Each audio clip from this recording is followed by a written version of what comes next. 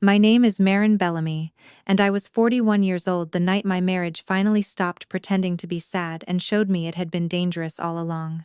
It was a Sunday in November, cold enough that the windows in our Cincinnati house had gone white around the edges. I was lying awake in the bedroom. Graham had not slept in for 8 months, staring at the ceiling fan as it turned slowly above me.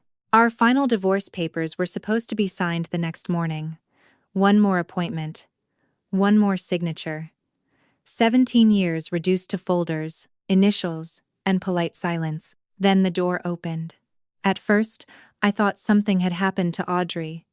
That was still my first instinct, even after everything. But Graham stood in the doorway wearing an old Ohio State t-shirt I had not seen since our early years, when we still rented a small apartment and believed love could survive anything if two people worked hard enough. "What's wrong?" I whispered. He didn't answer right away. He walked around the bed and climbed in beside me. The mattress dipped under his weight, and my whole body tightened before I could hide it. He noticed. Of course he noticed. Graham had always been good at noticing weakness, when it could be useful to him. He placed his phone face up on my nightstand, close to my lamp, close to my hand.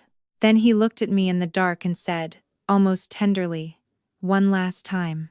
For one foolish second, my heart betrayed me.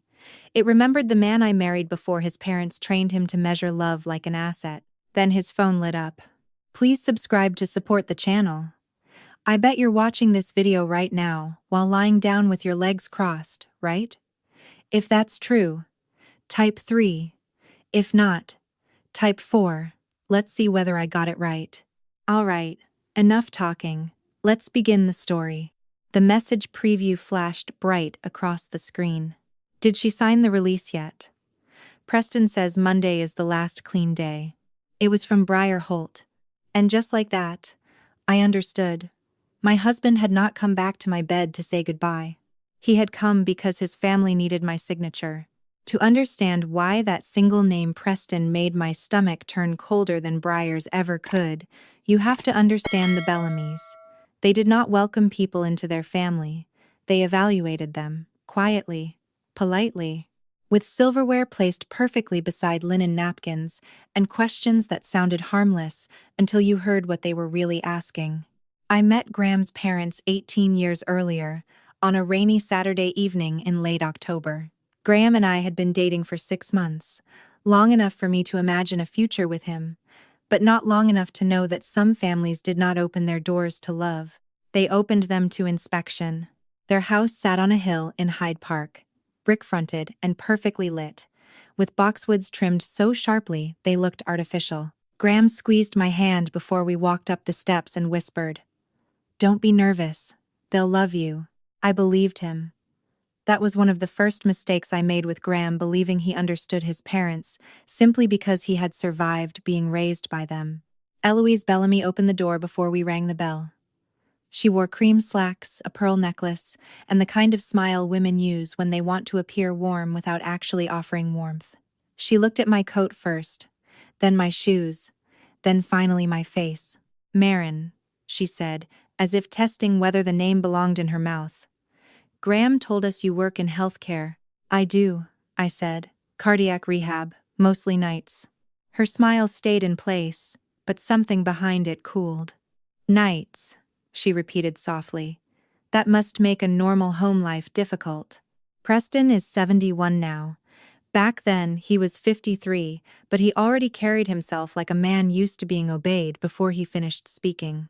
He waited in the living room with a glass of bourbon and no intention of standing.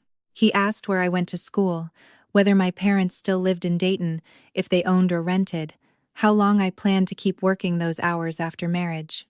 No single question was cruel enough to object to. That was the cleverness of it. Each one arrived wrapped in manners, placed gently on the table between us, until I realized I was not having dinner. I was being audited. Graham laughed too loudly at his father's jokes. Eloise corrected the way he held his wineglass. Preston called him son in a tone that made the word sound less like affection and more like ownership. Driving home that night, Graham asked, "See? They liked you." I looked out at the rain sliding down the passenger window and said, "Did they?" He smiled like I was being dramatic. I wish I had trusted the part of me that already knew the answer. The first year of our marriage taught me that the Bellamys rarely took anything by force. They preferred to take an inch, wait until you apologized for noticing, then take another. Graham and I rented a small duplex in Oakley back then. Nothing impressive, but it was ours. The kitchen cabinet stuck when it rained. The upstairs hallway leaned slightly left. In winter, the bedroom window let in a thin line of cold air. No towel could fully block. I loved it anyway, because every scratched floorboard belonged to a life Graham and I thought we were building together. Then Eloise began letting herself in. The first time, I came home after 12 hours monitoring cardiac patients who were learning how to trust their hearts again and found her standing in my kitchen, folding dish towels into perfect thirds. "Oh, sweetheart," she said, smiling as if I had interrupted her doing me a favor. "You looked so tired last Sunday. I thought I'd help." She had used the emergency key Graham insisted was practical. I thanked her because I was young enough to confuse discomfort with ingratitude. Later, I opened the pantry and realized she had rearranged everything.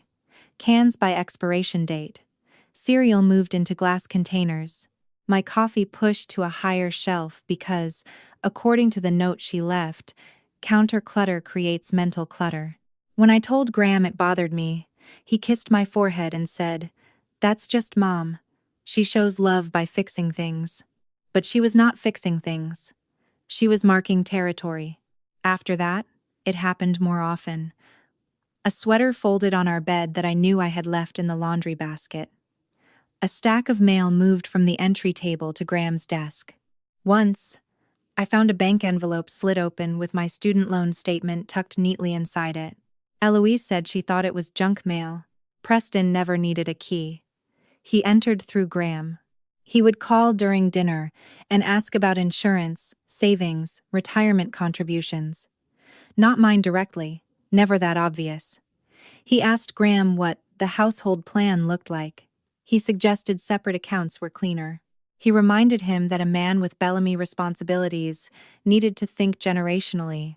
I would watch Graham during those calls. His shoulders straightened. His voice changed. He became less my husband, and more someone's investment being managed.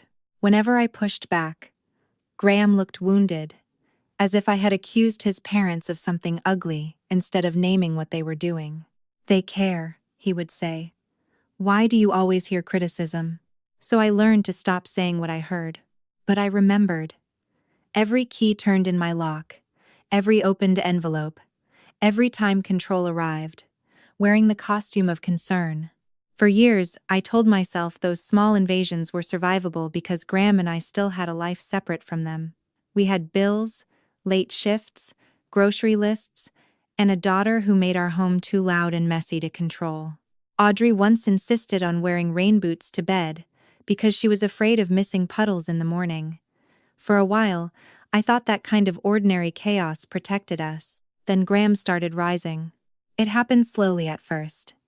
A regional sales role became a director position. The director position became market development. Suddenly, there were conferences in Nashville, dinners with hospital executives, charity breakfasts, where everyone wore name tags and pretended not to care who had the better table. Graham bought better suits. He learned to pause before answering questions, the way Preston did. He stopped saying, "My wife works nights," with pride and started saying it with a careful little smile, like he was explaining a complicated situation. The Bellamys noticed the change before I did. Or maybe they had been waiting for it. At a Sunday brunch at the country club, Eloise set down her mimosa, looked across the table at Graham, and said, "The higher you go, sweetheart, the more important it becomes to have peace at home." I was cutting Audrey's pancake into small squares. She was 6 then, swinging her legs beneath the chair, unaware that adults could smile while sharpening knives under the table. Graham cleared his throat. "Mom." "What?" Eloise said lightly. "I only mean success requires the right environment." Preston didn't look at me when he added, "A man's household either strengthens his reputation or drains it." No one said my name. That was the trick. They could make me the subject without giving me the dignity of being addressed. Nora joined in later, near the coat room, when two of Eloise's friends complimented Graham on his promotion. She laughed and said, "We're all just hoping Marin survives the black tie season. Scrubs don't really prepare you for donor dinners." Everyone chuckled politely.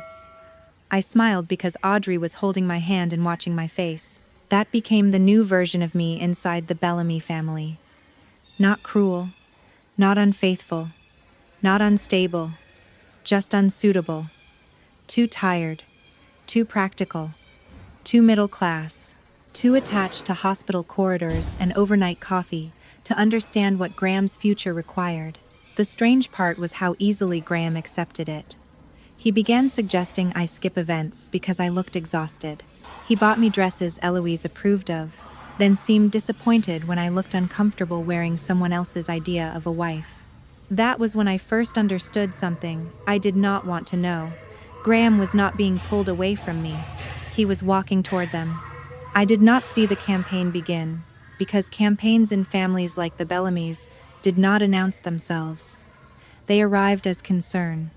They arrived as advice. They arrived in sentences that began with, "We only want what's best," and ended with me feeling smaller than before.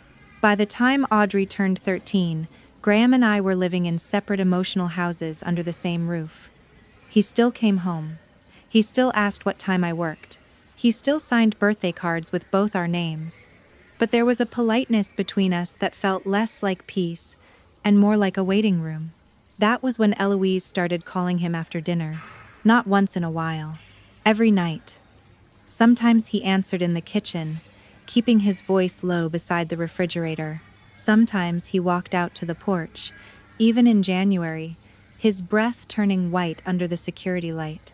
When he came back inside, he would be quieter, as if someone had sanded down whatever part of him still wanted to fight for us. One evening, I heard enough through the half-open door to understand the shape of it. "Audrey needs stability," Eloise said. "Not tension. Not a mother who is always exhausted, and a father walking on eggshells." Graham murmured something I could not catch. Then Preston's voice came on, calm and heavy. "This is bigger than feelings, son. The trust review is coming before year-end. If your household is unsettled, it complicates everything. Everything." That word became their favorite hiding place. Around the same time, Nora began posting family photos without me. Sunday lunches, church fundraisers, Graham standing beside Preston at a charity golf event. Audrey between Eloise and Nora, smiling awkwardly in a dress I had not bought. The captions were always soft enough to deny. Family finds its way back to what matters. Peace is a choice. People from their church began treating me with gentle pity. One woman touched my arm in the grocery store and said, "I know this season must be hard for you." I had not told her there was a season. That was the cruelty of it. They were not just preparing Graham to leave me. They were preparing everyone else to believe I had already been left for a reason. When Graham finally said the word divorce, he did it at our kitchen table with both hands wrapped around a mug of coffee he had not touched. "I think we can do this respectfully," he said. I looked at him, and for the first time, I could hear Preston in his pauses and Eloise in his softness. Respectfully. That was what they called it when they wanted me quiet. I wanted to believe respectful meant safe. The campaign had lasted almost 2 years before Graham finally said the word divorce out loud. By then, Audrey was nearly 15, old enough to notice silence but still young enough to hope adults meant what they said. For the first few weeks after that night at the kitchen table, I let myself accept the version Graham offered me. No courtroom war, no ugly custody fight, no lawyers turning 17 years into a public autopsy. Just two tired adults admitting they had failed each other and trying not to damage Audrey more than necessary. That was how Graham framed it. He slid printed schedules across the kitchen table. He suggested we use a mediator Preston knew through a banking connection. He said attorneys would only drain money Audrey might need later. He told me we could divide things fairly because, despite everything, we were still decent people.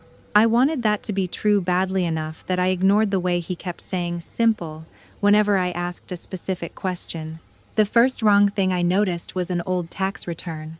I had been looking for Audrey's vaccination record in the file box under the hall closet when I found our 2021 return folded inside a medical insurance folder. One line caught my eye, an investment account ending in 8,841. I stared at it longer than I should have, not because I understood what was missing, but because I remembered the number. Graham had once shown me that account during a rare cheerful evening when he talked about building something long-term. It was not listed in the divorce disclosure.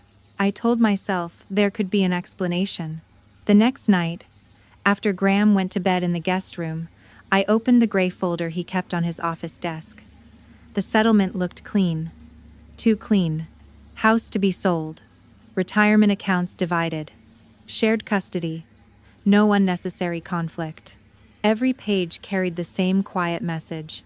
Sign this, and everyone can breathe. But the account ending in 8,841 was not there. Neither was another account from a statement I found in our email archive.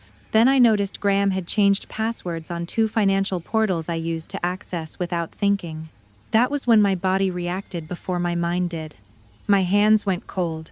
A few days later, Audrey stood in my doorway holding a college savings statement she had found in the kitchen mail pile. "Mom," she asked, "why does this number look lower than last year?" I looked up so fast my neck hurt. The balance was not empty. Not dramatic enough to prove anything.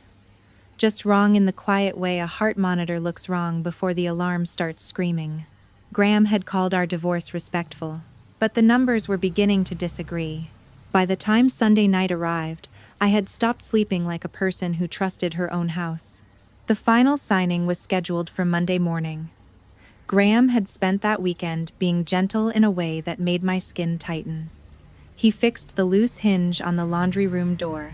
He asked Audrey if she wanted pancakes before school next week, as if next week would still belong to all 3 of us in the same shape. He even carried a basket of towels upstairs without being asked. None of it felt like kindness. It felt like staging. That evening, Preston called twice. Graham did not answer in front of me. He stepped into the garage both times, even though it was cold enough outside to make the windows sweat from the inside. When he came back, he looked calmer, which told me Preston had given him instructions. I almost asked.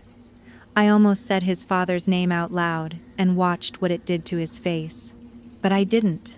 I had learned by then that people reveal more when they believe you are still uninformed. Around midnight, I was awake in the bedroom, the college savings statement folded inside the drawer of my nightstand. Not hidden well, just hidden enough for a woman who still wanted to believe she was overreacting.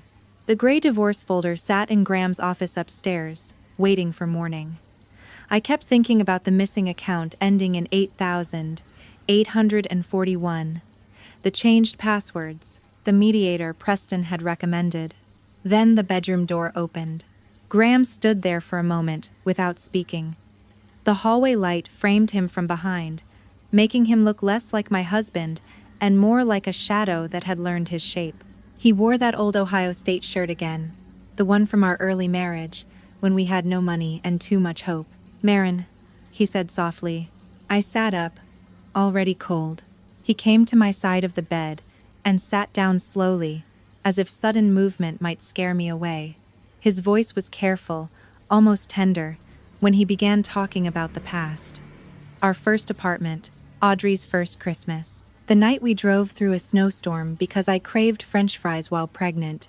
He chose the memories well. I'll give him that. For a few seconds, grief moved through me before suspicion could stop it. Then he leaned closer and whispered, "One last time." His phone rested on the nightstand between us. When it lit up, I did not reach for it. I only looked. "Did she sign the release yet?" "Preston says Monday is the last clean day." The message was from Briar Holt. Graham grabbed the phone too late. And in his face, I saw the truth before he said a word. Not guilt, not regret, fear. Because I had not discovered an affair. I had discovered a plan. I did not scream. That was the first thing that surprised me. Graham sat on the edge of my bed with his phone clenched in one hand, already reaching for explanations he had probably practiced. Briar works with me. Preston worries too much. You're reading it wrong. It's not what it looks like. I could see every excuse gathering behind his eyes, neat and ready. But something in me had gone very still. What release? I asked. His mouth opened, then closed. That was enough. I got out of bed, walked to the bathroom, and locked the door. My hands were shaking so badly I had to grip the sink with both palms, but I did not cry. I looked at myself in the mirror under that hard white light and saw a woman I barely recognized. Not because she looked broken, because she finally looked awake. By morning, I had made one decision. I was not signing anything. Graham came downstairs dressed for the appointment in a navy suit, acting careful, almost wounded, as though I had embarrassed him by noticing the knife before he finished hiding it. We should still go, he said. Canceling now will make things harder. I poured coffee into a mug and watched the steam rise between us. No, I said. He blinked. I'm getting my own attorney. For the first time in months, Graham had nothing prepared. By noon, I was sitting across from Mallory Keene in a brick law office near downtown Cincinnati. She was 55, with silver-threaded hair pulled into a low knot, and the kind of face that did not waste sympathy where action was needed. I handed her the divorce folder, the college savings statement, photos of the tax return, and a screenshot of Briar's message that I had taken with my own phone before Graham thought to delete it. Mallory read silently for a long time. Then she looked up and said, "They don't need you to understand the release. They only need you tired enough to sign it." The sentence landed so hard I had to look away. She tapped one page with her pen. This clause would limit your ability to question certain future distributions tied to Graham's family trust. I thought of Preston's message. Monday is the last clean day. Mallory's expression sharpened when I told her his name. Do not confront him, she said. Do not call Eloise. Do not text Briar.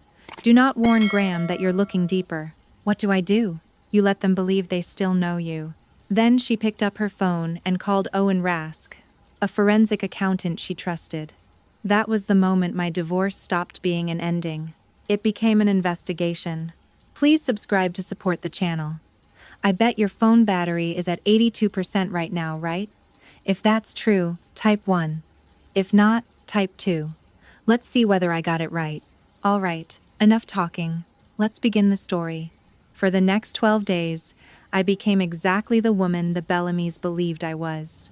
Tired, cooperative, too overwhelmed to ask the right questions. Graham watched me carefully at first, waiting for anger, tears, some scene he could report back to his parents, as proof that I was unstable. I gave him none of it. I moved through the house with the quiet heaviness of someone who had simply run out of fight. I packed Audrey's lunch. I worked my night shifts. I answered Graham's practical questions with short, dull sentences. When Eloise called, I let it go to voicemail. When Preston sent a message through Graham asking whether we had rescheduled the signing responsibly, I only said, I need a few days to clear my head. Graham looked relieved when I said that. Relieved. That was when I understood how little he respected me. He thought silence meant surrender. He did not know silence could also be a room where a woman sharpens every tool she has left. Mallory told me to keep everything ordinary. So I did. At night, after Audrey went to bed, and Graham shut himself in the guest room, I sat at the kitchen table with my laptop dimmed low and forwarded documents to Mallory. Old tax returns, mortgage records, bonus statements, screenshots of account names I was no longer allowed to access. Anything with a date, a number, or Graham's signature went into a folder Mallory labeled Bellamy Review. Owen Rask worked differently than I expected. I imagined forensic accounting would feel dramatic, like hidden vaults and secret codes. It was quieter than that. More patient. He followed amounts that looked ordinary, until they repeated too often. Consulting fees, deferred bonuses, reimbursements that rounded too neatly, transfers that moved on Fridays before long weekends. By the fifth day, Mallory called me during my break at the rehab center. We found an LLC, she said. I stepped into an empty supply room and closed the door. What kind of LLC? The kind a man creates when he wants marital income to wear a different name. Its registered agent traced back to an office Preston had used for years. Payments from Graham's company had moved through it, then out again under brand consulting expenses. The consultant was Briar Holt. By day 8, Owen had tied $91,200 to her. By day 10, he found emails between Graham and Preston discussing a clean exit before the trust review. By day 12, Mallory sent me the draft release again, this time with yellow highlights. I stared at one paragraph until the words blurred. They had not just wanted me divorced. They had wanted me legally blind. Mallory did not call me about Audrey's account until Thursday afternoon. I was sitting in my car behind the rehab center, 10 minutes before my shift, eating half a granola bar I could barely taste. November rain tapped against the windshield in small, nervous sounds. My phone buzzed in the cup holder, and when I saw Mallory's name, my body already knew before my mind caught up. "Are you alone?" she asked. I looked at the employee entrance, at nurses hurrying inside with hoods pulled over their heads. Yes. There was a pause. Not long, but long enough. Owen finished tracing the education account. My hand tightened around the phone. "And? Marin," she said carefully. "There have been withdrawals over the last 14 months. Not one. Several." The car seemed to shrink around me. "How much?" $74,500. For a few seconds, I heard nothing but the rain. Not Graham. Not Preston. Not the divorce. Just Audrey at 8 years old, sitting at the dining room table with glitter glue on her fingers, telling me she wanted to study marine biology because dolphins look like they knew secrets. Audrey at 11, asking if college dorm rooms let you bring your own blankets. Audrey at 14, pretending not to care about the future, because caring too much made her feel exposed. "That money was for school," I said, though Mallory already knew. "I know. Where did it go?" Another pause. Some of it moved through Graham's secondary account. Some went toward personal debt. A portion appears connected to payments, routed near the same consulting structure tied to Briar. I pressed my free hand over my mouth, not because I was going to scream, but because something inside me wanted to leave my body. An affair had been humiliating. What Jumma reading row? A vom. A Jumma ratter dumma rattinge. Jumma ratted. Dumma rattery. An affair had been humiliating his wife. This was a father reaching into his daughter's future and calling it temporary. I thought about every time Eloise had said Audrey needed stability. Every time Preston had used the word family like a locked gate only he had the key to. They had watched Graham take from her and still believed I was the threat. "When is mediation?" Mallory asked. "Monday." "Good," she said. "Do not say a word before then." I looked through the rain at the hospital windows, glowing against the gray afternoon. Inside, people were relearning how to live after their hearts had failed them. Outside, I sat in my car understanding that mine had not failed. It had finally stopped protecting the wrong people. Monday morning arrived, with a sky the color of wet concrete. I wore a navy dress I had bought 3 years earlier for a hospital fundraiser and a coat with one loose button I had not had time to fix. There was nothing dramatic about me when I parked beneath the glass office building downtown. No red lipstick, no revenge outfit, just a woman carrying a leather folder, a cup of gas station coffee, and 12 days of evidence organized so neatly. Mallory said it made her job easier. The mediation office was on the 12th floor. I rode the elevator alone, watching the numbers rise, feeling strangely calm in the way patients sometimes look calm before surgery because fear has already exhausted itself. When the doors opened, I saw Graham first. He stood near the reception desk in a charcoal suit, freshly shaved, wedding ring already gone. His face held the polished sadness of a man prepared to look dignified in public. Preston sat behind him in the waiting area, scrolling through his phone like he was monitoring a market report. Eloise sat beside him with a cream handbag on her lap, ankles crossed, expression peaceful enough for church. Nora was there too, texting with both thumbs. A moment later, my phone buzzed. I looked down and saw a message in the old Bellamy family thread I had not opened in weeks. Hopefully today everyone can be mature. I almost laughed. Mature. That was another word people used when they wanted the injured person to bleed quietly. Across the lobby, Graham noticed me and walked over before anyone else could speak. "You look tired," he said softly. "I am." His eyes moved to the folder in my hand, then back to my face. "Marin, no matter what happens in there, I hope we can remember Audrey." For a second, I saw the version of him I used to love. Not because he was innocent, but because memory is cruel enough to show you the person someone was before they became what they chose. I looked past him toward Preston, who was watching us without pretending not to. "I am remembering Audrey," I said. Graham's mouth tightened.